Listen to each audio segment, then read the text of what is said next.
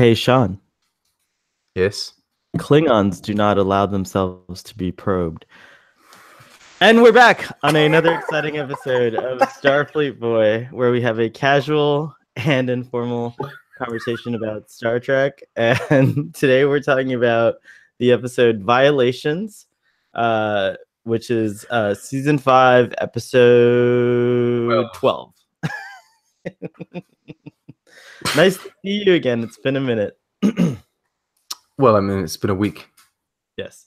To explain to the viewer audience as well as to the listener audience who can't see what's happening in front of them, I'm wearing a new Starfleet uniform. It's a leisure version. It's a hoodie, if you'll look here. And I want to thank the nice lady, Kathy, who listens to the show and watches it, who sent this to me. So I'm wearing this, and I will probably be wearing this particular hooded thing in all my future episodes because it's awesome. And since we're talking about the next generation, I'm finally appropriately dressed. I feel like Captain Picard at last, sitting here adjusting my uniform. Oh, and then to explain this, up here, I live in sunny South Florida, and I moved my computer to the window, and just a minute ago, the sun was blinding, so I put sunglasses on. But right now, as happens in Florida, while I was waiting for my friend Sean to join me on the episode, it is now raining. There's a thunderstorm outside, so I don't actually need these anymore, but they're prescription, so I can't see. Of course. You should really live in the dark. I should. And then my headphones broke. I sat on them. And so this is the best way I could think of to hold them in place. So I created a new alien. So not only are you an engineer, but you also need to cover your eyes. You're pretty much Geordie at this point. I am. This is my interpretation. So you're Geordie season 1. This is my interpretation of low budget Geordie. Wow. That's what this is. And Geordie's awesome in this episode. So I talked to you a little bit earlier, Sean, and there's like a ton of notes that I wrote down, and I'm probably going to switch to my regular glasses so I could read them if I can find my regular glasses. But do you want to do the summary for the episode, or shall I? I don't know. You do the summary. All right. I had some technical difficulties. I was recording with the wrong mic. For like did you change it? It's okay. Did you change it? It was for the we're about at 3 minutes of recording, 3 minutes and a half, so only maybe a minute or 2 minutes were recorded. Audience, wrong. You have a sneak peek into the podcast production portion of Starfleet Boy. It's a lot of improv. It is, it's true, but we are #SoPro, and there's a lot of improv going on in the Enterprise too. So I love this episode. I'm gonna say just from the start because you love this episode. I knew you were gonna love it. I mean, it's you have a tendency to like love the episodes that I hate. Oh, you hated this episode. Yeah. Oh, this is gonna be a good conversation. Well, let me just go down through my summary then. The Enterprise is harboring a group of mined archaeologists, and the episode starts out. Yes, right? Isn't that what they are? Like, they're mined archaeologists, right? I don't know. Isn't harboring a term that you use when you're transporting terrorists or something? Like, sorry, hiding. I don't know. Maybe I'm wrong because I used the term "kick the bucket" in my last video to say the actors were leaving, but that means people are dead. So I killed Chris Hemsworth and Chris Pine. My deepest apologies. For crossover audience, now you know that Sean did not mean to say "kick the bucket." Harboring a fugitive refers to the crime of knowingly hiding a wanted criminal from the authorities. Oh yeah. Okay, so they're not. Oh my gosh, I'm so embarrassed right now that I used the wrong word, Sean. Give home or shelter to. Oh, that's a good way to use it. All right, so I was using it in that sense. All right, well, there we go. Well, they were being attacked, essentially. They are transporting a group of mined archaeologists from their most recent assignment to another, and the show starts off with a delightful and actually what I thought was a captivating scene The with ferrying. Keiko. Huh? The ferrying. Wait, am I giving the summary or are you interrupting my summary here? Fine. Calm, slow your roll, Sean. I feel like you in Drunk Space Nine now. Get down. Get to your post. Who's flying my goddamn ship?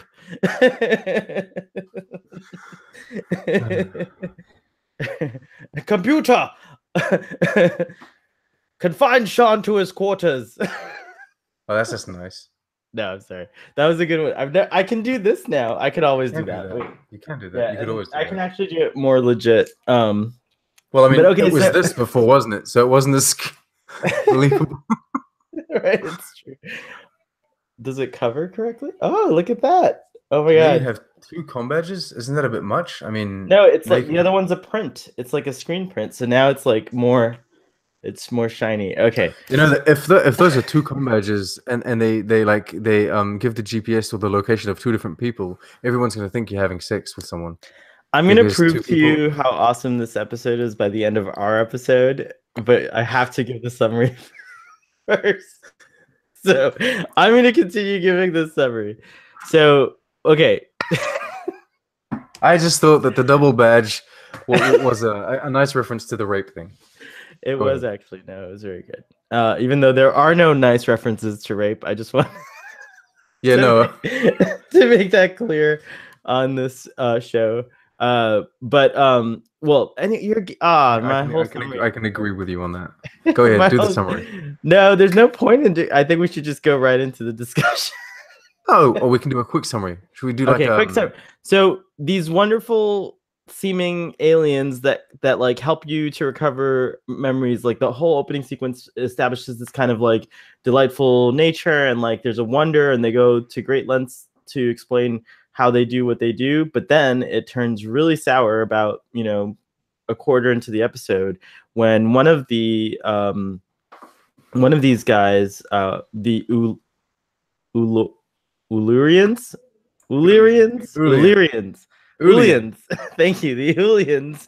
One of the aliens mind rapes Counselor Troi and puts her in a coma, and then he does the same thing to Dr. Crusher, and then he does, or yes, Dr. Crusher's next. No, Riker. Commander Riker, and then he does the same thing to Dr. Crusher. So now Captain Picard is totally freaked out, as anyone would be, but he's very calm and like super like stern. He was great in this episode. Anyways, so the whole crew go on this investigation to try and figure out why their crewmates are in a coma, and all the signs just keep leading to the Ulians.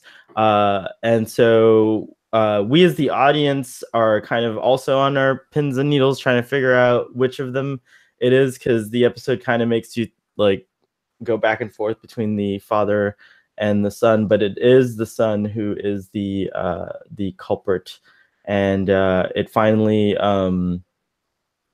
culminates in them discovering that just in the nick of time as the son is about to actually look like rape Counselor Troi, not just mind raper. Well, 2 kinds of rape, because he was mind raper at the same time as he was trying to. The scum of the universe. Anyways, they catch him in time, and then we end the episode on a really somber but kind of like hopeful note where the father is just baffled that his son was even capable of this, and the breadth of the crime too, because he'd been doing this like on every planet they'd been going to, and so it's been going on for years. Anyways, no one in the future seems to have a punishment for this kind of crime, but I think you can just extract do a lobotomy or something, at the very least lobotomize this asshole. But at the very most, I would say that, I have a solution for that crime. I can have literally in space. But it is an interesting way of it is an interesting end note on the episode where they're just kind of like all so shocked as one should be. And it was really like a really troubling episode. It ended up being like a very emotional episode for me, but that's what I liked about it. I think this is one of the episodes of Star Trek that really challenge you as a human, and now we may discuss. Okay, so I do want to say one thing about your, like what you said in the summary. You said the episode makes us go back and forth. I don't think so. Like, he's clearly established as the bad guy in the first time we see him, and then he's the one that does the mind rape or the mind aggression on Deanna the first time. So it's established that it's him, and then he's trying to set his father up. Right, but then there are some scenes. But there's some. Go ahead. At no point did I figure out it was. I'm sorry. At no point did I ever think it was his father. I just kept on thinking he's like a worse and worse person as time goes by. I definitely agree with you. Like, the Riker scene kind of like is where I feel the strongest to your case, like, because the guy like seems really seedy. You know, the way that the actor chose to like kind of work that scene with Riker, you do get that impression. But there are other times in the episode when I was watching it where I thought like, well, I mean, he is an asshole, but he might not be the one actually doing the mind raping, because it could have been any of them. If you get what I mean. Like, I think the show's done that too before, where they present to you like someone who acts like an asshole, but they're actually a good person. And so I got caught up in that whole like kind of idea. And so I did think that, like, I mean, obviously I knew what happened because I remembered this episode. I'm trying to like remember like the first viewing, and I do remember in the first viewing not being sure at all. I even thought maybe the mom could have been doing it, you know? So that I was gonna say that.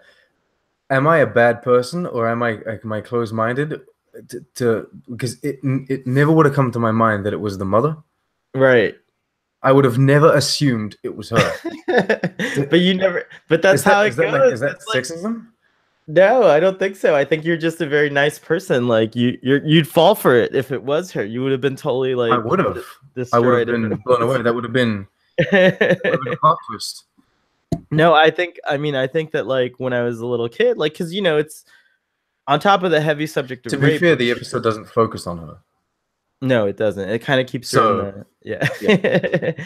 But by the way, this episode was co-written by Jerry Taylor. I forget who the author who wrote it with her is. So kudos to Jerry Taylor, because I thought it was a very complex and nuanced episode. And like, we currently are dealing with like a lot of the repercussions of living in a rape-centric society, some might argue, you know, and like, as you can see in Hollywood, this is like really shaking down. So so for future mind historians, maybe you'll extract this from someone's memory and remember our times. But no, I thought it was relevant. I thought what was neat. Another thing that surprised me about this episode is that, like, I guess like as a younger person, I was more focused on the caper, like the investigation, finding out, you know, who did this to these beloved crew members. But now I was also like, wow, like this is like this episode really took some risks,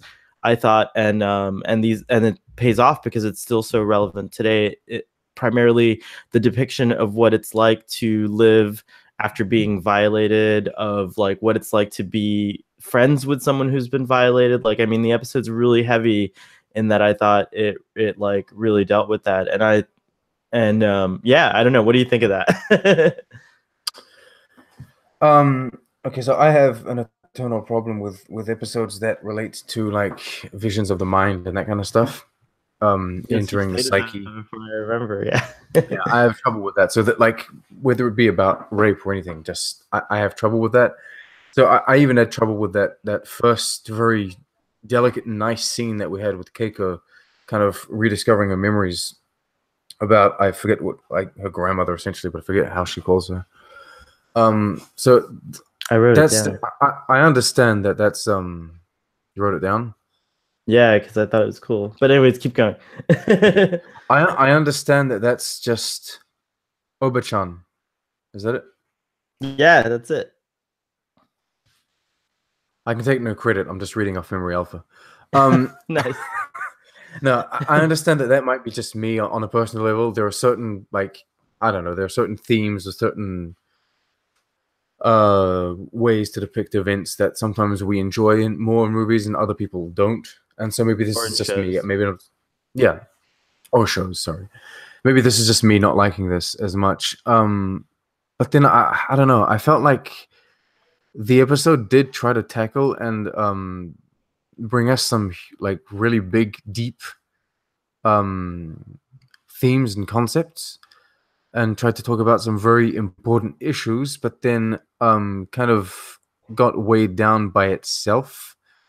It's kind of slow to me, and I don't know, the pacing feels a little bit weird, and I feel like you don't, I don't know, I would have liked the episode to deal more about the repercussions,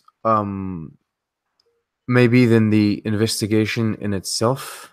But I think that's like where Star Trek: The Next Generation kind of always will fail us, because they're never gonna like come back to this or like mention it ever again. Like, these people have been through this like horrible sort of thing, and just by the format of like what the show is, you're never gonna really, like, you have to just imagine that they are dealing with it in the next episode. Well, I no mean, matter okay, what they're so doing and stuff like that. But what I will say is that, like, I do think that the pacing of this episode was totally different from what I just want to address some of those things because I was interested.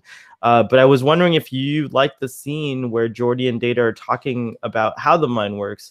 Because in that scene, do you remember what I love about that is that, like, you're talking to a living computer and then you're talking to a human, and like really the way the mind works now, we're finding out, like, with like neuroscience, you know, exploding and like things like that, that our computers are based on our own minds in a way, like the way that like our memories are written and things like that. So I think oh sure, go ahead.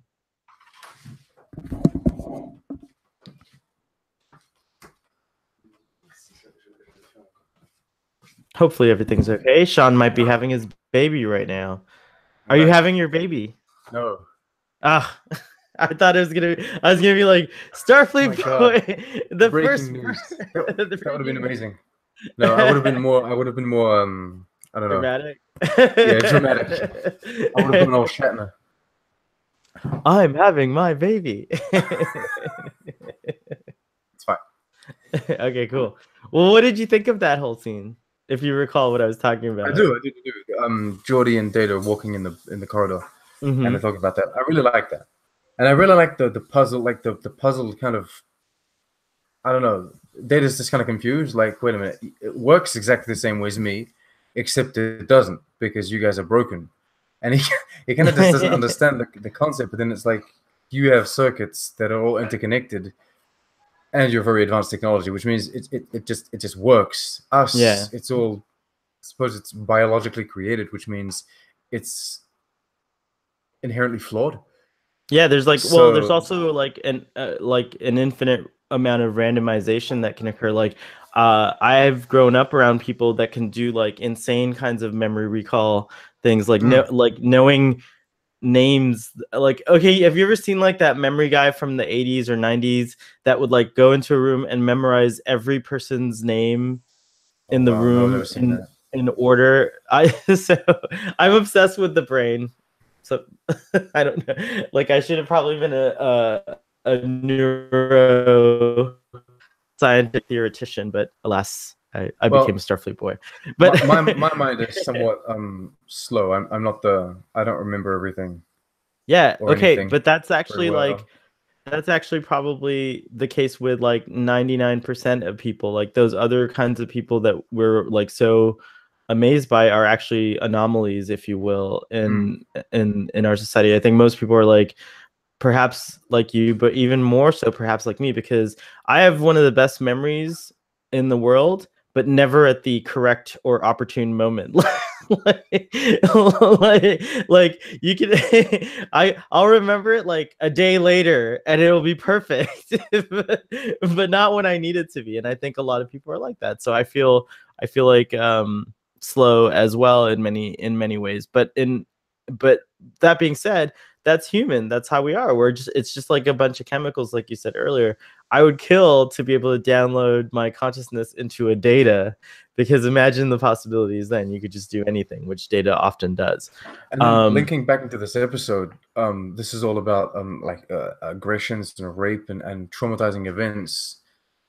All of that can impact the way your mind works, and Absolutely. it can like create blockage. Whereas data is just kind of passive to all of that.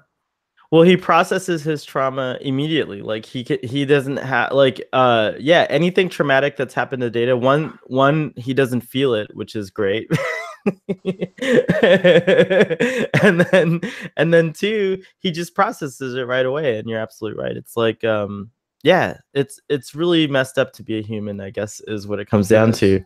I will say that there's no follow-up, and it's very true. There's no follow-up. The closest thing we have to some sort of follow up to a rape, like the psychological effects that it has, is I would suppose Picard in First Contact.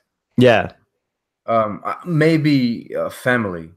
So yeah, I mean, and family's more like, it's not psychological. It's more where he deals with what happened. He's trying to process, and then he has to deal with his very, very different weather. But I think we get it enough times during the show that like that is something that resonates with us for him, for Picard's, But you'll notice that in the show, it's not so much him recollecting these things. It's usually people that remind him that, oh, by the way, your experience with the Borg, it's someone that tells him, in case you've forgotten. That's a really good point. But he has that dream in First Contact, right, where he wakes up with like a Borg shenanigan like in his face or something. Oh, that's right. And then so I wanted to ask you something. I wrote down a note called Future Band-Aids, right? So we've seen this a couple times now. Did you remember Future Band-Aids? Do you remember, like, I was kind of puzzled by this at first, but like, do you remember in the scene where Dr. Crusher's being, violated? And it's interesting the way that he violates each of them. I thought too was kind of, aside from being just like horrifying, it was like, I thought, interesting the choices that the writers made. But anyways, in that scene, Picard has hair, so Nemesis is wrong, and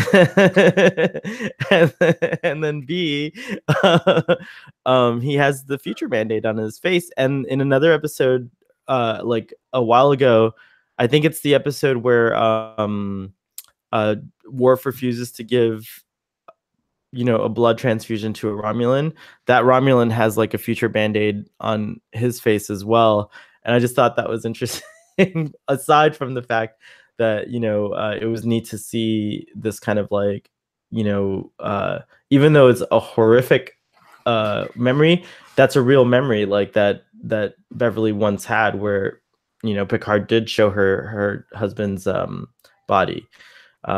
So the show's that's what I like about the show. I think it's a good episode, which has like a lot of things that, since it's so traumatic, it connects you to these characters a lot more. And I liked it. Like Riker's rape scene had to do with a real life event too, where he had to sacrifice a crew member during a warp core, malfunction or something like that. Ensign, what was it, Lynch, or what was it? Do you remember?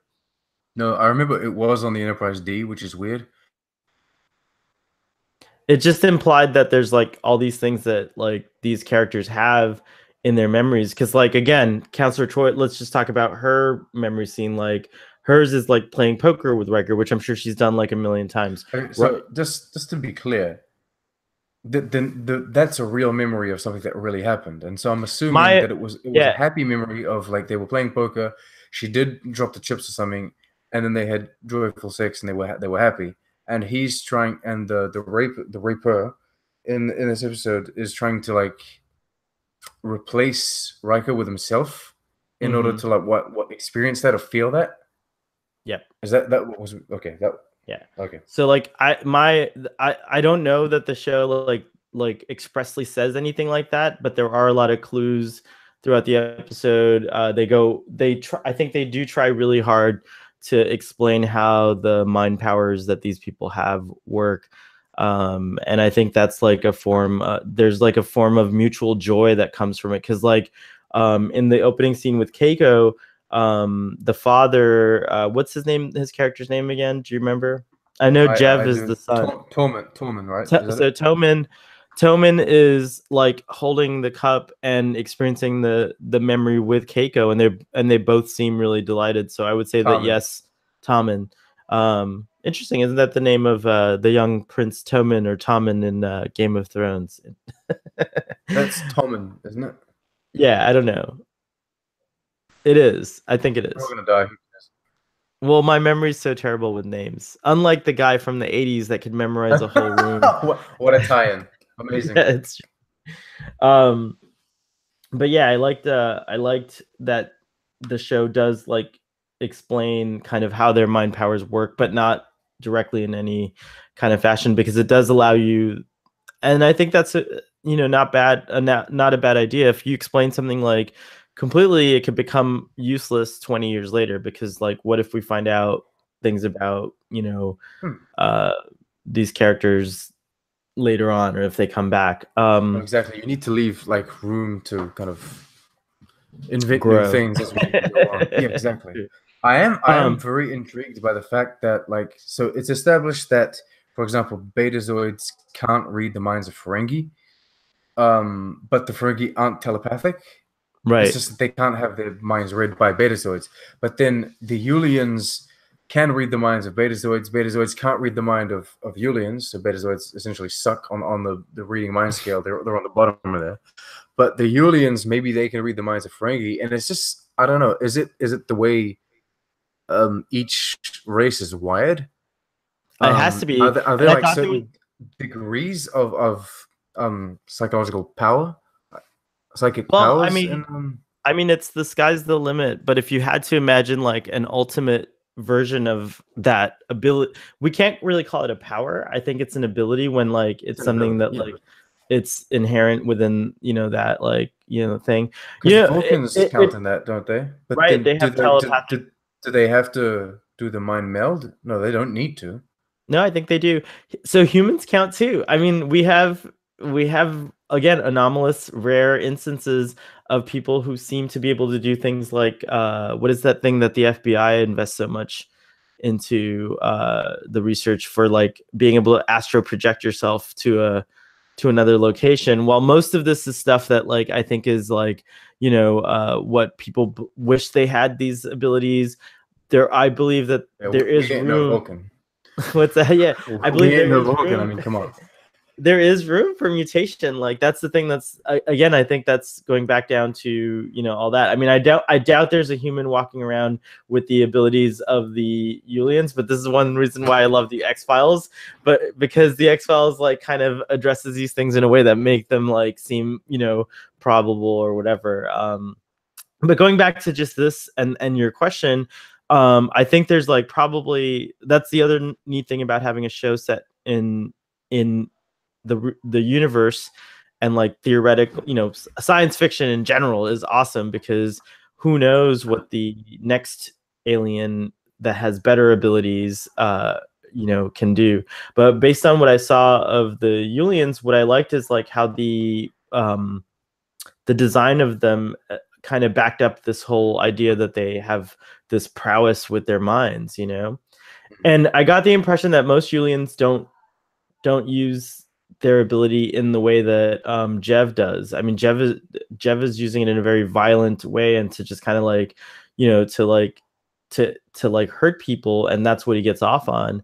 But it seems like for 300 years they haven't had a reported case of this.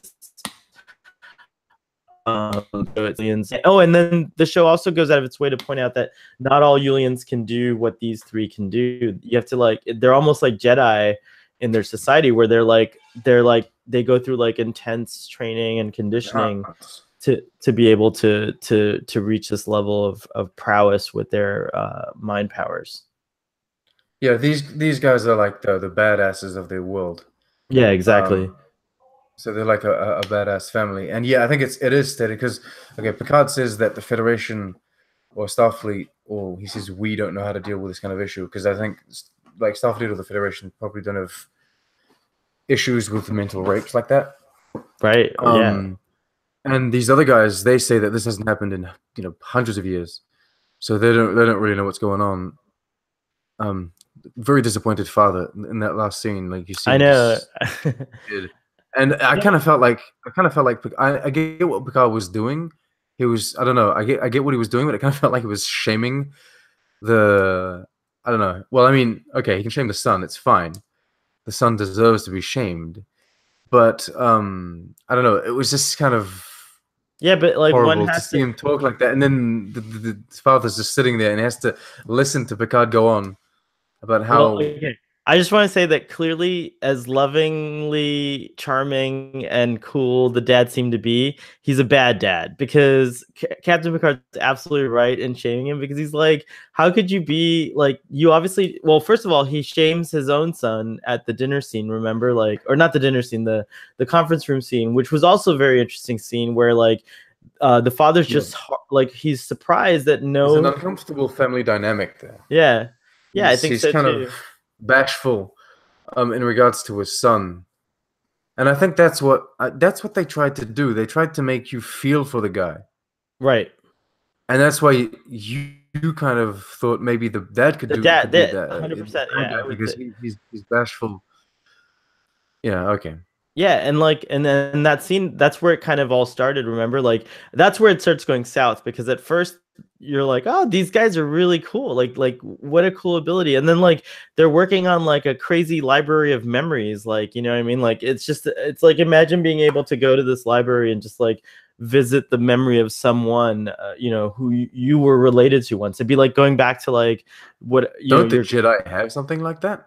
Sort of, yeah, I think so. But like, I don't think that was ever anything that like was developed at the time this show came out. Like, I don't think there's any real correlation. But like, the Jedi do have like a vast library, but I think theirs is just data and knowledge. I mean, this would be a library of like, just imagine you could go back and like visit your great great grandfather's memories Mm. for a day. Like, you strap on some kind of like, you know, uh interface for your brain and then you become your grandfather for like an hour or two That'd be or a amazing. day, you know what I mean? Like, That'd be that's the awesome. kind of thing, yeah, that's the kind of I, thing I that grabbed like, thousands of photos that my grandfather took throughout his entire life. I have them all on my computer, and I just look at them. It's amazing. Like all these black and white photos of him, during his time in the U.S. when he was 19 or 20 or something, when he was part of the army.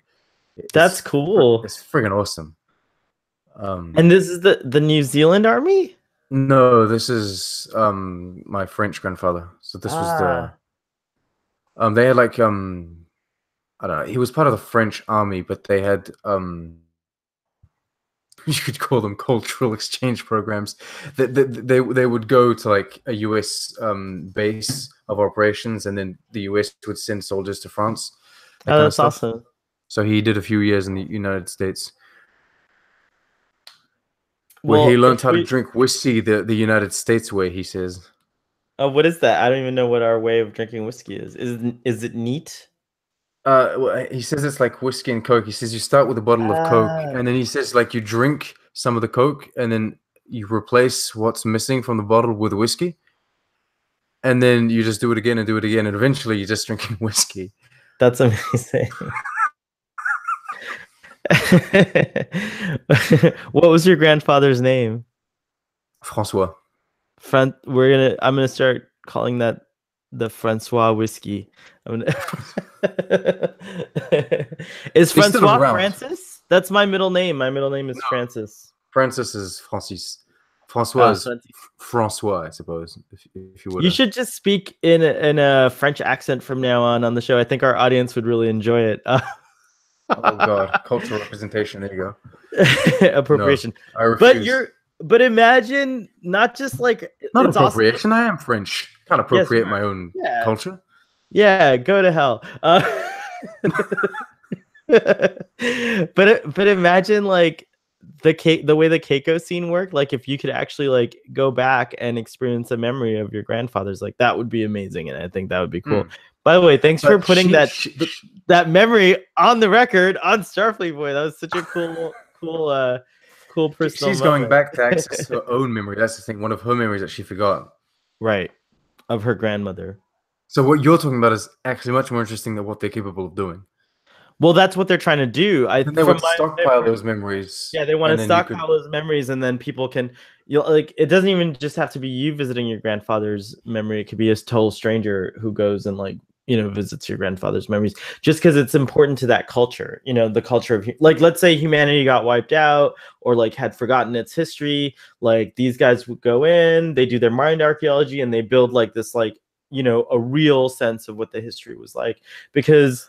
But then memories are faulty, aren't they? Because like a memory isn't an exact representation of what happened. It's your interpretation of what happened. It's the way you remember things. I love that we're going down this rabbit hole. It's totally relevant to this episode. But I would imagine that, like, if you took enough memories or memory impressions from like enough of a civilization, that you would start to see things that, even with all the faults, because, like, day to day, right now we're living in some really interesting times, right? But like, my day to day doesn't involve like everything that Donald Trump is doing. Like, I have memories of, if someone were to extract memories, my memories, Space Force.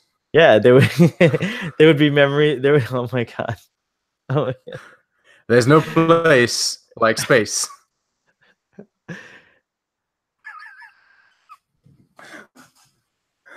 Oh my god.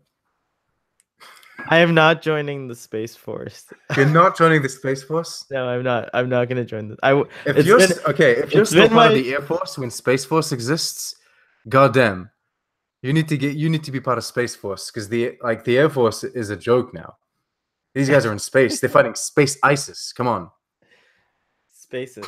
Oh my god. I am all for us going out into space and building spaceships and colonizing the other planets in our solar system, or perhaps asteroids. As are you all for Trump doing all that himself? He's gonna do it. You want to know what you want to know what the okay? So you want to know what the amazing thing about the system of democracy that we have in our country here in the United States of America, Sean, is that at maximum we have to put up with bad leaders for 8 years. 8 years, and then we get to try it another way. Okay, so however, he can come back as vice president. It's possible. Anything's possible. It's like a rule where it's 8 years in a row, but then there has to be one term with someone else. But then he can come back for another 2 terms. If I didn't get, he could be president for 2 terms, vice president for 1 term, and then come back as president for 2 more terms, and just do that for the rest of time. So how do you feel about that? I don't remember quite that last part. I do remember you could come back as from civics class. I do remember the way the mechanics work is like, you could come back as a vice president. Yes, this is true. Or you could, but I don't remember the whole part about you could do another term. I think 8 years is the complete amount of service you can give as president of the United States. Because in France, it's 2 5-year terms, right? Consecutive terms, but then you can come back after like another term. It's just never been done, because when people do 2 terms, they piss off and then never come back. Well, I mean, Space Force in and of itself is a nice idea, and it may transform into something that I would want to join. But at the moment, I reckon it sounds really cool. Space Force 1, come on, that's awesome. Oh my goodness. I'm not sure it's the most like economically, is that the word? Sound decision? Yeah, economically sound decision. Well, but okay. But all right. Forget I'm not sure it's also violations useful for a moment. Let's just since you're so interested in Space Force, again we can actually talk about I love his quotes too. You got to find these compiled quotes of him talking about Space Force. It's amazing. He's convinced it's the best thing in the world. I love how the army is against it as well. The United States Army, they're against the idea. But he's like, I'm my own man, whatever. I'm doing it.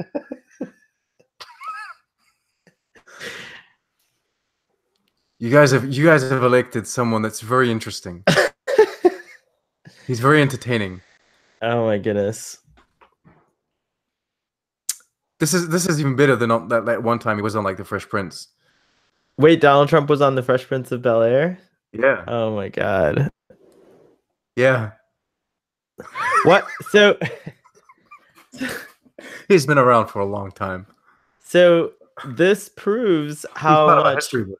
this proves how badly we need a Captain Picard television series in our society, because maybe it can help this next generation that's wowed by dictators to be to come to their senses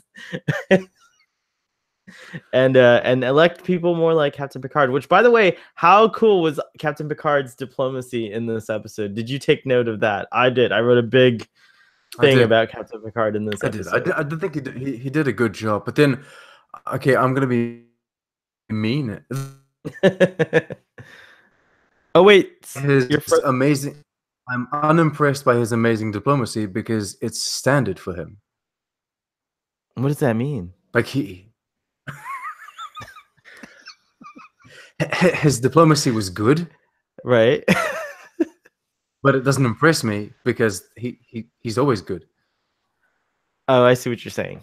Picard is just we've gotten used to Picard being awesome, so like when he's awesome yet again. So you wanted him to like just like turn the table over and be like, "I know you raped my people. I object, sir. Put them in the brig." You wanted that kind of Picard, and you would have been impressed if he had done that, right? This is not how we deal with matters in Space Force. Fire them into a sun data. Oh my goodness.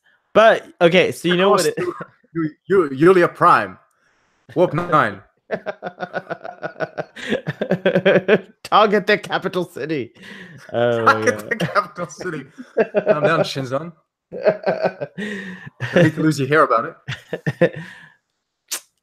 Their Nemesis has a discontinuity that's very glaring. Why do you think that I think also Nemesis, they used DNA from his heart, but then didn't he get it like his heart replaced? So there was no actual heart to get the DNA from? I don't even remember that, but I would imagine they meant just like from the blood that was on his artificial heart, don't you think? Okay, maybe. Fair enough. Yeah, like, and that's it's so disturbing. Why would they just kill the clone instead of sending him to the fucking mines? Not just that, how disturbing is that? Like the Romulans way back in season 2, because that was an episode with Pulaski in it. So way back in season 2, the Romulans are like searching through the bio refuse. His heart was changed back in the academy days. Remember the academy years? That's when he got his heart replacement. So they're saying that they got the DNA from back then because they haven't been following Picard that long. I know. So that's the problem. It was also they got his DNA from the heart. It was like replaced with a newer version or with in TNG. So what, did they just go get the old scrap one? That's what I'm saying. They went diving through the bio garbage and they're like, we found Picard's heart.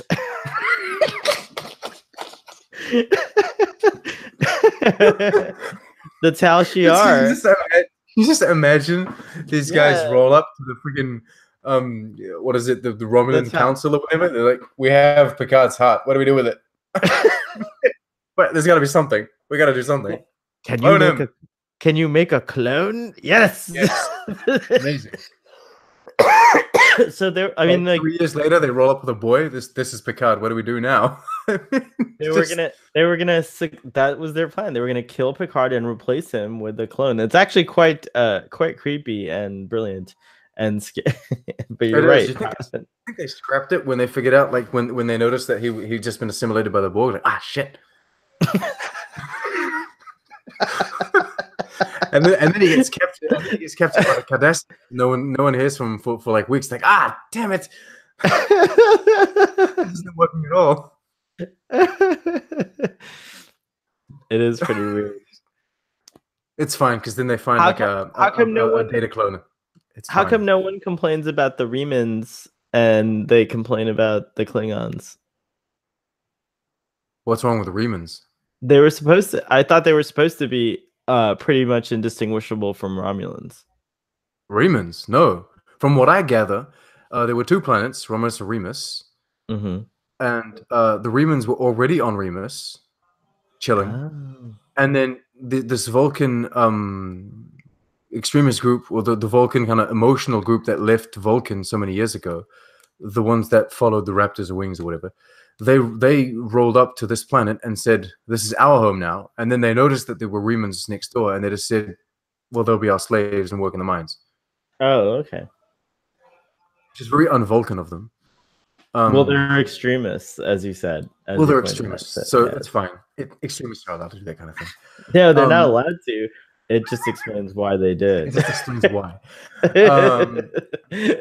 So that's what I understood. That they just rolled up and said, like, "This is our planet now. What do we do with the sister planet? Well, just I don't know. We'll use them to mine for whatever that. What are they mining for anyway? Is it dilithium? It must be, right? It must be. Everyone always mines for dilithium. It's like that's the only thing they mine for. Or is it latinum? Or it could be latinum. Who knows? Latinum and dilithium. Just go all in. So another thing I wrote down in my notes was how awesome was the fight scene at the end. Like Counselor Troi actually does hold her own against asshole mind raper guy. Asshole mind raper guy. Yeah, I hate that guy so much. Well, yeah, you're supposed to hate the guy. No, but I hate him so much. Like, okay, it's a problem. The crazy thing is in that Keiko scene in the very beginning, they film everyone like in this joyful state. Everyone's in awe because she's just like she's revisiting her memories and everything. And then they end the teaser on his face, and you immediately know he's the bad guy. They have this way of they have this way of framing him, and he has this look, and like that guy is the guy that you don't want on your ship, right? You can see it immediately. But there's also the scene where in that same scene, the father is kind of portrayed as a little bit aggressive, perhaps, or maybe. Oh, wait a minute! I wrote down. Okay. I'm gonna find this friggin' quote, which is just you couldn't release this on a TV show nowadays. Oh, where he says sometimes with a beautiful woman, I can't help myself. That's unacceptable in today's political climate. Okay, so yeah, well, obviously because it's not meant as a bad or a negative thing. It's not meant as a bad. That's exactly what Donald Trump even says. Okay, but complimenting Beverly. He's saying you're beautiful, yes. And I don't know. He's charmed by her, and he's trying to be charming, but it is a very I think it just awkward comment. It is very awkward, but it is case by case because I could have sworn I thought Beverly was charmed by that statement. She was. Like, then that was written by men, wasn't it? No, it wasn't actually. It was two women that wrote this episode. Right, but that's interesting. So I would say, yeah, it all depends. Like, okay, on a personal level, in my dating life, I actually really, really enjoy a gentleman who's kind of in charge. Like I don't. And that's a gay thing, isn't it? No, it's not. You're so stereotyping right now. I am. That's like something I had a gay coworker. So he left now, but I had a gay coworker that was how should I put this? He was very happy to explain like all of the gayness to me. He would go on about like everything from sexual encounters to the psyche and the psychology of how gay people work, and he loved talking about that, and he would often make a point of saying that he likes guys that like kind of take charge, and he says his way of explaining things was that in the gay community you often have like, of course there's a bit of everything, but he says there's often like one or the other. You're either very dominant or not. I think maybe that was his experience.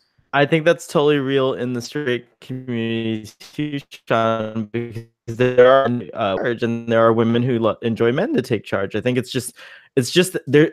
I think there's like a natural tendency to be more passive or more dominant, right? And I feel like we can be both also, because I'm told that in my kind of everyday dealings, I'm very like, kind of like Captain Picard, but in romantic situations, I'm definitely more like Beverly. Also, I did take a note of something interesting here. Beverly like straight up messes with Jean-Luc in that scene where they're all together in the conference room, where she kind of she's like, Jean-Luc, are there any memories you would like to explore? Yeah, that I got angry at her. I actually I got emotionally, yeah. I was angry. So I just have to say that, like, why I is think Crusher existing so much? I think your friend is on to something, but not necessarily. It's not necessarily. I personally don't think it's like a gay straight thing. I think it's just more of like a dynamic of life.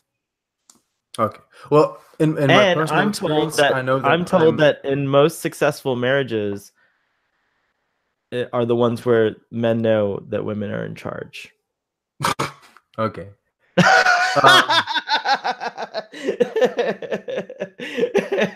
There's no one in charge of my relationship. That's the thing. That's where I'm coming from.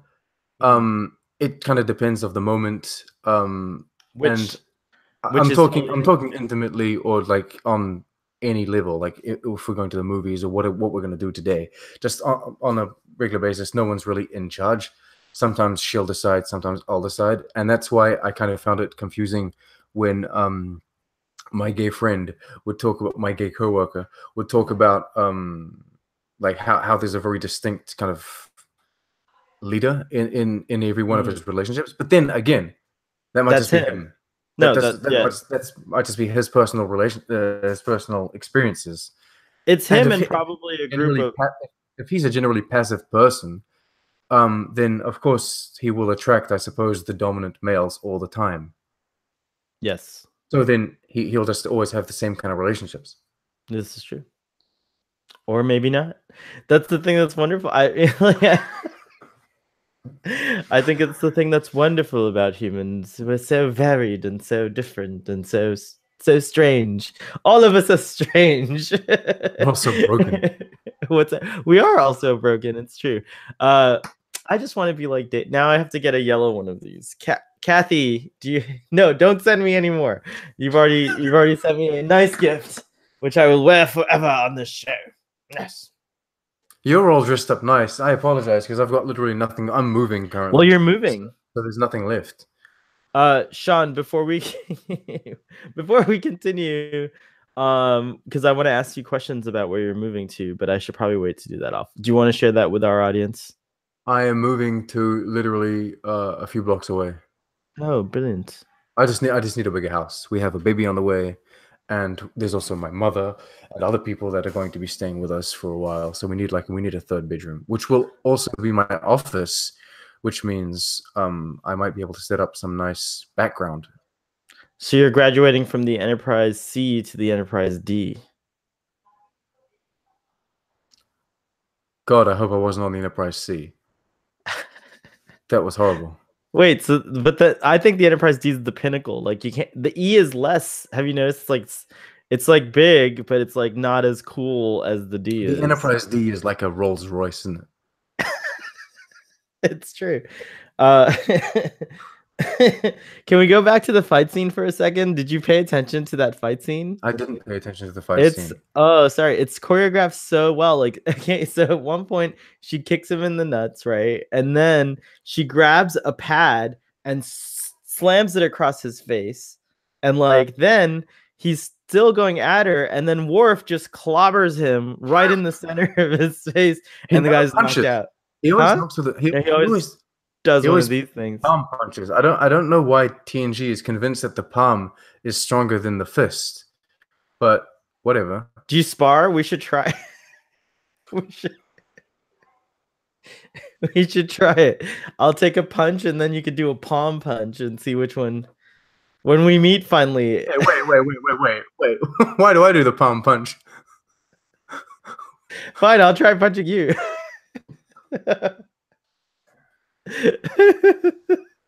Can I kick you in the nuts first?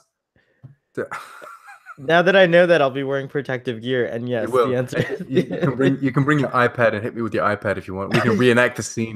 Wait, hold on. It's like do a reenact. That's exactly it. Look at that. She does that, and then he's out. He wasn't out for the count, so Worf. Okay, I would much rather we reenact, like, if we were to reenact something, Darmok maybe, instead of this kind of thing. Because I don't want to start reenacting rape. Come on. Yeah, that'd be kind of creepy because, yeah. No, okay. We're not going to reenact that. Just the fight scene I thought was very good. I thought Counselor Troi can definitely defend herself. I didn't pay too much attention to it. Because that was written near the end of the episode, and at that point I was kind of phasing out. The investigation is the last thing I want to talk about on my notes. I really thought it was great because, first of all, I think pretty much everyone on the cast got to have like a major moment, if I'm not mistaken. O'Brien was absent from this episode, but Keiko was in there and stuff like that. I love that. So, I love the fact that he was in the episode, but not O'Brien. Right. Yeah, it's nice. It's nice to have the fact that O'Brien wasn't present. That's not what I'm saying. I'm just saying that it's nice to, I don't know. It gives the ship like more life. Mm-hmm. To not always have like secondary characters there just because they need to kind of complement or like enhance the main characters or the recurring ones. So I think that's nice. I also like the nurse that they had, like the male nurse, or was he a doctor? I don't know. Oh yeah, and he was brand new. He was really cool. Yeah, I like him. I think that's the only time we ever see him, but I liked him. He was cool. Thumbs up to you, man. I don't know who he is. You probably won't listen to this podcast, but whatever.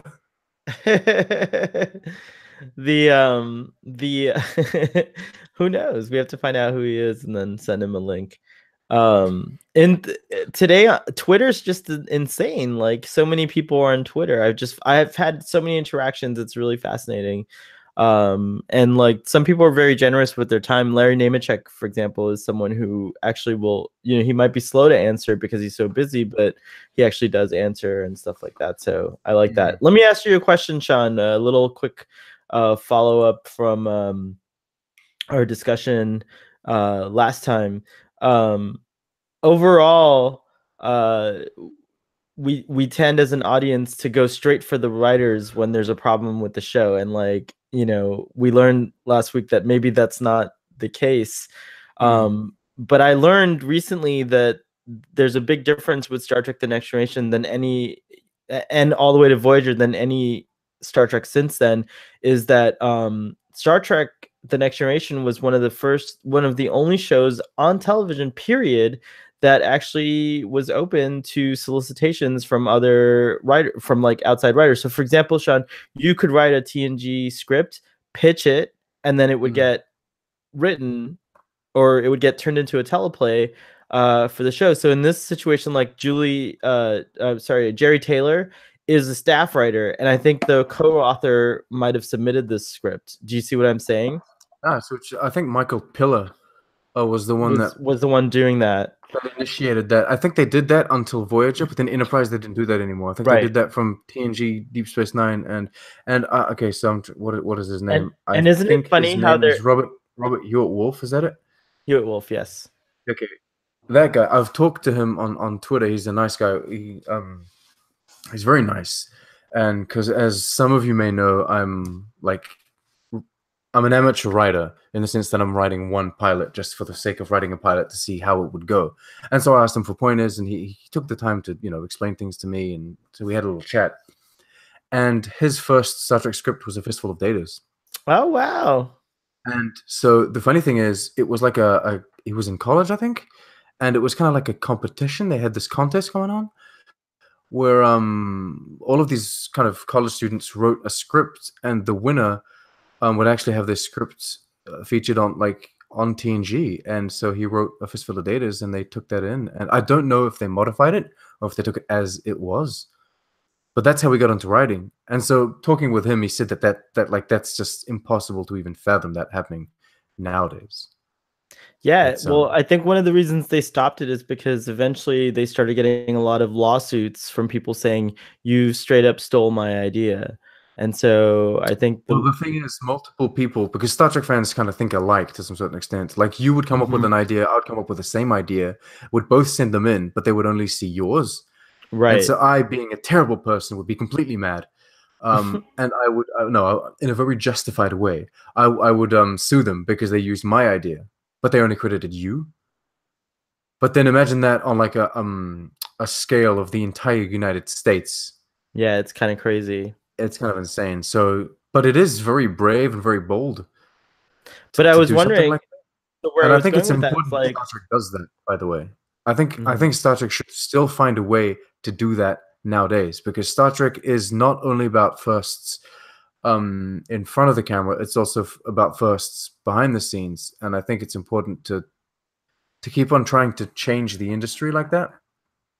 Well, you said something really important in your last video, which you said if you have a great idea for Star Trek, don't put it out there because unfortunately, like they'll never use it because it's out there. So like you Well, may as if they well. read it, they have Right. to legally be able to justify that they weren't aware of the idea, which means if you have the opportunity to direct message someone from the crew, the cast or the crew of Discovery, just tell them that you're pleased with them. Don't DM them if you don't like what they're doing. Just don't insult them. But take the time to say thank you or congratulations or whatever. But don't send them script ideas, because then if they read it, then they They might have a can't hard use it. time, yeah, using it. But then there's the whole tardigrade situation, which kind of makes that whole thing awkward. But whatever. That tardigrade situation is very compelling. We'll see how that rolls out. That reminds me. We will see.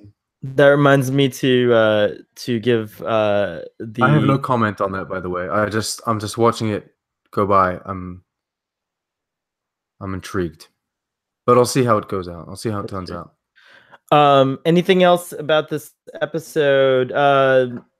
What did you think? What do you think your choice would be if you were face to face with an Ulian and they offered you a trip through your long lost memories from your childhood? Would you be willing to go down that road, or would you not? Would you just like to leave things as they are? No, I think. Oh no, I could go to. It's just that okay. My memory sucks so bad. I couldn't even tell you if there's a memory that I like. I can't remember a memory that's incomplete. I would just let them go wherever they want. There's not a memory that you've had since a very long time that is incomplete in your mind, like of something that you wish you understood, like more of, like seeing something that you don't Not understand. necessarily. I'll tell you what. My grandmother had a lot of friends. And they're all deceased now. So my grandmother isn't, but all of these friends are. And so these were people that she would call my aunts and my uncles. Hmm. They would, and, but all of these people, I remember being with them, talking to them, spending time with them for like all of my youth. And then in the recent years, they've just disappeared. And so I haven't really had time to like experience who they were as an adult. So it could be interesting to go back and kind of observe, if it were possible, them talking to me as a kid, and I would like kind of have a better understanding of who they were as people. Because I'm not going to say they shaped me or like I don't think they influenced me that much, but they were very present. Because every time I would go see my grandmother, they would be around. They were her friends, right? Mm-hmm. So it would be neat to kind of figure out who they were, and like because my only memories of them are childhood memories. So it's just kind of old people being boring, right? But Right. I'm sure that wasn't the case. Um, That's really cool. that would be my request, I think. I would like to. I have some like memories of very early on before we moved to the United States, and then a few really early memories of living in San Francisco for almost a year when we were little kids, and then there are like also some memories from preschool that keep coming up in dreams and things like that. And so I would like to have more clarity on those. So yeah, I think I would also accept a mind probe in the correct, of course, in the correct and best way, not in the horrible way. No, in the professional way, the way they've been doing this for like hundreds of For years. like hundreds of years. Yeah, I definitely think I would. They seem like a nice people. It's just that one guy was the asshole. Total asshole.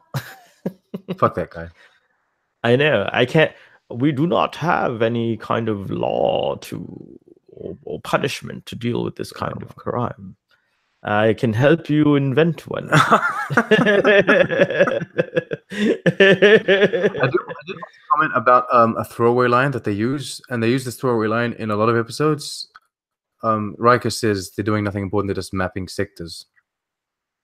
That's like 90% of your mission is mapping. Literally 90% is what's written in my notes.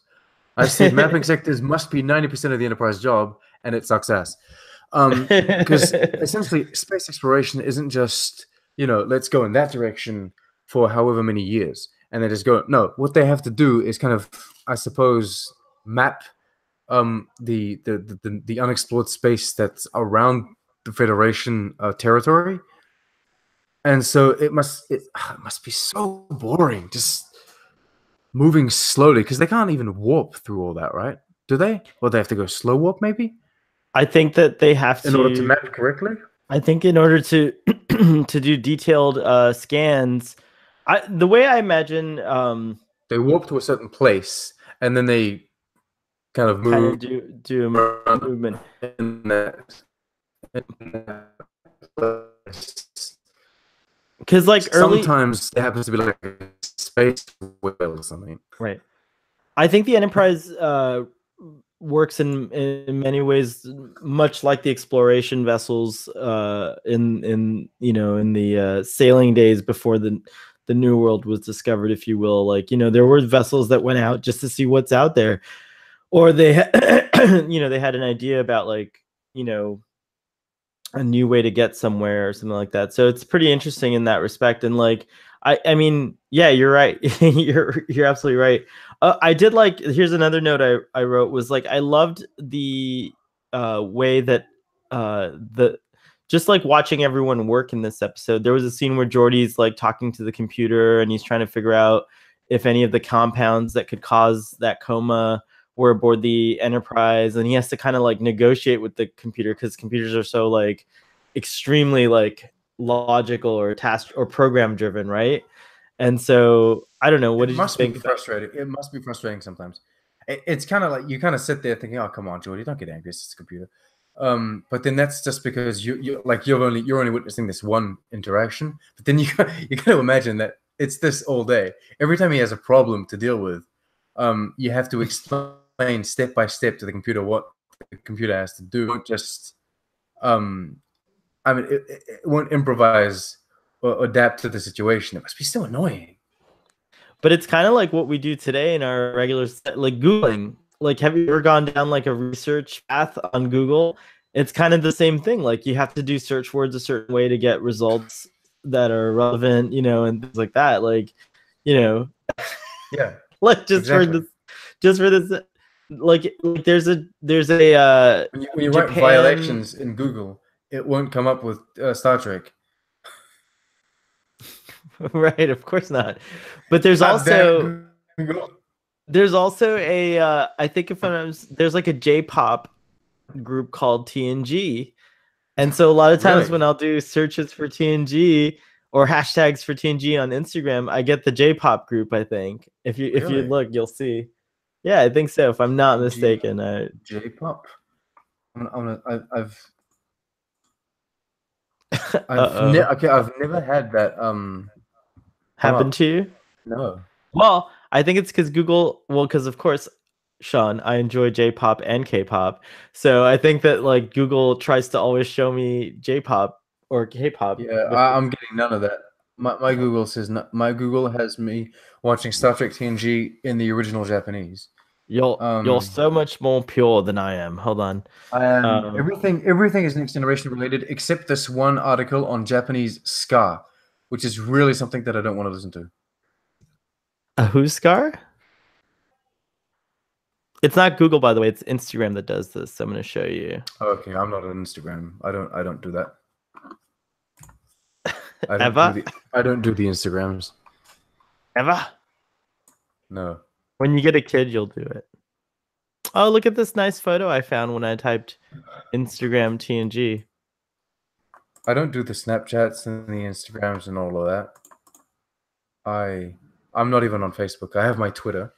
which is fun. I think Twitter's a fun platform. Do you think if Wesley was still on the show, that he would have been the one to figure out that it was Jev? I don't know. How would he have worked in this episode?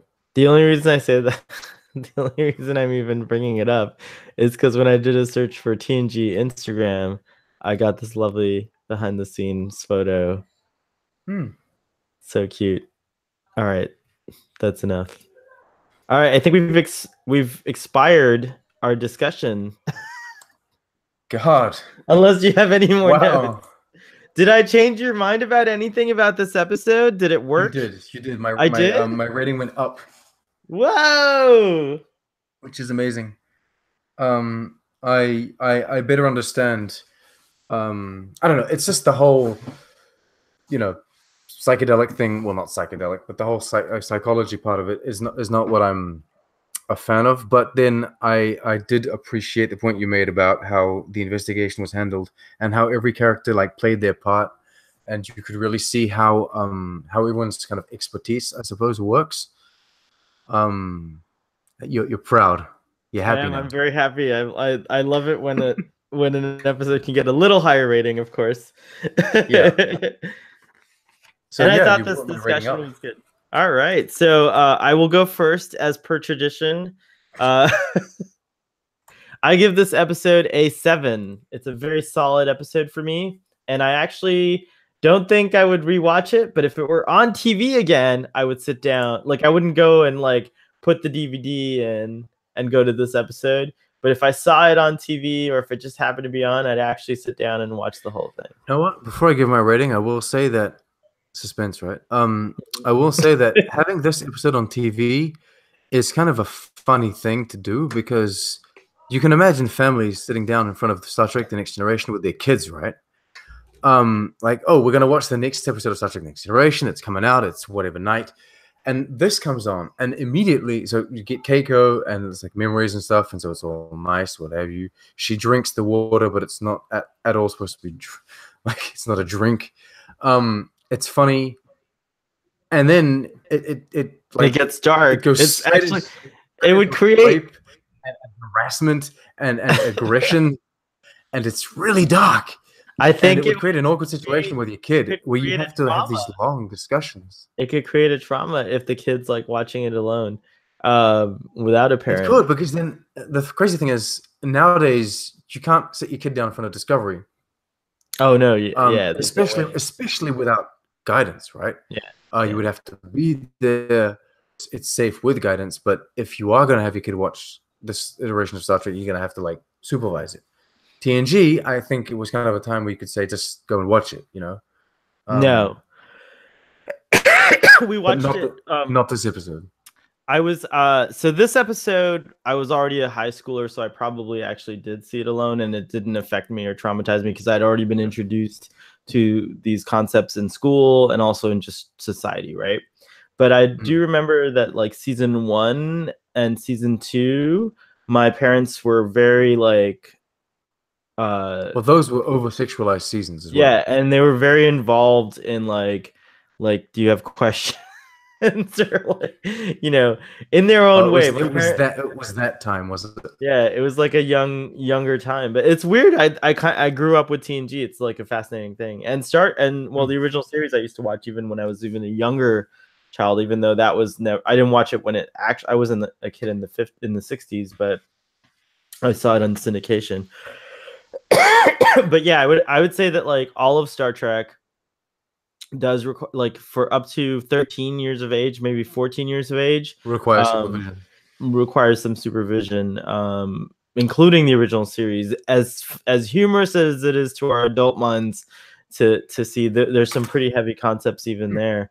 But the good thing is we live in a time of video on demand now, which means that my daughter's going to arrive anytime soon. But when we watch Star Trek together, I can sit her down in front of an episode of my choice now. Right. And when you're a kid, canon doesn't matter. When you're a kid, coherence doesn't matter. And no, you just want the coolest episodes. Who does? Yeah, exactly. Right. So when you're a kid, it doesn't matter. If you're watching season 4 straight off the bat, No, that'll be fine. 100%. But then I can choose what episode. But like as it was coming out on TV, that must have been awkward. Well, season 1 and 2 were, and I think I even mentioned it in some of my discussions, where season 1 and 2, there were like, especially like the Naked Now. I remember being very embarrassed watching that episode with my parents because I felt like, you know, like a discussion was coming. My only uncomfortable moment like that with my parents, well, with my mother, was when we were watching Dodgeball. I don't know if you know that movie. I think I've seen it once. I can't. Ben But Stiller and Vince Vaughn, they played dodgeball. Yeah, And, I remember so it being fun overall, but of course I saw it as an adult. Ben Stiller has this thing where he can pump up his crotch area to make it like seem bigger, and then he moves his crotch towards like there's like a woman, like a lawyer or someone. She's like this this woman that he's dealing with, and so he moves his crotch towards her, and he says, "Let's mate." And that was like a very uncomfortable moment, sitting there with my mother right beside me. Settle down. Anyway, so this episode, for my part, it's a rating of 5. Wow. What were you gonna originally? What was in your mind originally? I want to know how many points it came. I had it down as a 4. Oh, okay. So that's good. It went up a whole point. It went up. It went up. It became 5 is good, right? Yeah, it's the average episode. It's just a good average. Excellent. Database person, please record our rating. Data man. Oh, no, I used to want to have a database boy. I kept referring because on Deep Space, on Drunk Space Nine, we have a database girl. She like, you know, she takes care of all of our database. She exists. I've never met her. Maybe I've met her. I don't know. But anyway, she does things behind the sscenes. You know, Drunk Space Nine is so much better than us. Drunk Space Nine, they actually have a database girl. Right. So I always thought like it was weird because, you know, Scott, you know, database girl, right? So I wanted a database boy on my show, but then I got some really good feedback from my audience saying like, hey, that's not fair. Like, what if I want to be on your shows, want to be your database person? I'm a girl. Like, and so for a while I thought, well, it'd be cool if you were a girl and we could call you database boy anyways. But but then I decided that database person was a more TNG kind of. I think it would be database 1. Database 1. Oh my god, you just saved the show. You just created. This is the moment, database person, that you become database 1. Oh, database 1. If you ever exist, welcome. It's very meta because at some point when database 1 is on the staff doing the database things that they will eventually do, they'll be watching these episodes and thinking like, wow, they're talking about me before I existed. How meta is that, right? That's insane. What if there are 2 people that start becoming the database 1 at the same time? Like they start going over all of the episodes together, but they don't know that they're both doing it? What if we have a database staff? Is it really necessary though? Yes, these discussions are so dense, Sean. Like, how are we gonna ever know what we talked about? I have 130 plus episodes, and they're all an hour long, and this one's gone on too long. But we can always ask the Julians to like dig up memories of these. This is true. This is true. Anyways, audience, if you've made it this far, as always, I appreciate you so much. I'm still trying to work out the contest. Thank you, Chris Collins, for some of the ideas that you presented. I'm still trying to figure out how the contest will work, but as soon as I know, I will. The contest is a hoax, sir. I never received any. Oh, I never mailed it out. I haven't mailed it out yet. But then you don't even have my address. Place. Why would I send something to your old address? Fair enough. Fair enough. So, and then of course, Sean, I would like to take a moment. I'm like Trump. I now live in space. Oh my god. Actually, audience, I would like to know what you think of the Space Force. I was against it, but Sean is making me question my beliefs, so I have to. I don't think it's necessarily a good idea. I think it's a good show. I think someone should be writing Space Force now. I think so too. Seth Because MacFarlane he should trash the Orville, right? Yeah, he's and just write Space Force. Because Seth MacFarlane is vocally against Space Force, but I think he's got the wrong angle, right? Write the second season, write the third season of the Orville as Space Force, and have like a parody, or do like a Trump. past, do like a history episode, like where you go back to how the Orville universe came into existence, and then you could use Space Force as like the same way that like Starfleet, pre-Starfleet, you had the exploratory versions and then the Makos or whatever. So I'm sure this design is really that Seth MacFarlane doesn't want Space Force to be the origins of his universe. I can guarantee that. But you know, when you're there's an old saying that in order to change something, you have to become that thing, right?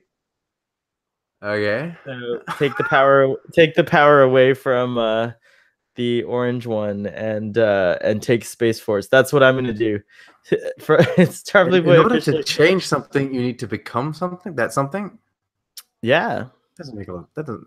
Tell that to the conservatives. If you want to get rid of the gays, you need to become gay. I'm not sure they're going to agree with that. I think that I think I'm saying it wrong. Hold on. I'm not convinced that's the right way to do things, but although it might help them. Think about it. Like if all the conservatives became like gay for a day, they might understand. There it is. Gay for a day. Yeah. I'd be willing to go straight for a day if conservatives were willing to go gay for a day. Just saying, straight for a day, gay for a day. It's a cultural exchange program. Tying it in. Tying it all in. Oh my gosh, I'm trying to give you credit for your, I mean, not credit, like a what do you call it? A promo. I'm trying to do a promo for your channel. Sean is way more serious on his channel and deals with much more serious matters, such as the implications of canon and news, even sometimes rumors about Star Trek in general. So if you like that kind of stuff, which I do, I'm addicted to it, go over to Trek on the Tube. He's one of the folks that I watch. Also, I want to mention Trekkie Rob, who does not have a YouTube presence, but he is the master of a book club, the Star Trek book club. So you can check him out on Twitter. And he actually is on a lot of podcasts, and he's actually been on our podcast too. So Trekkie Rob, hello to you.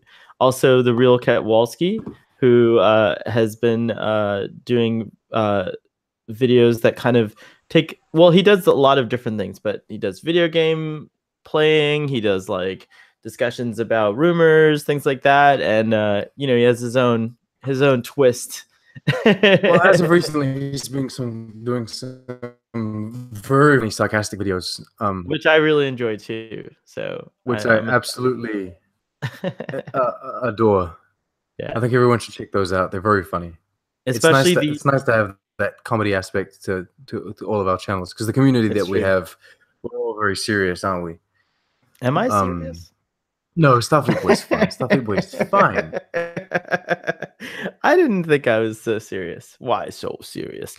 But yes, it's very enjoyable. Do you see also his little presentations at the end are what I live for? So I should be telling you this, Nick.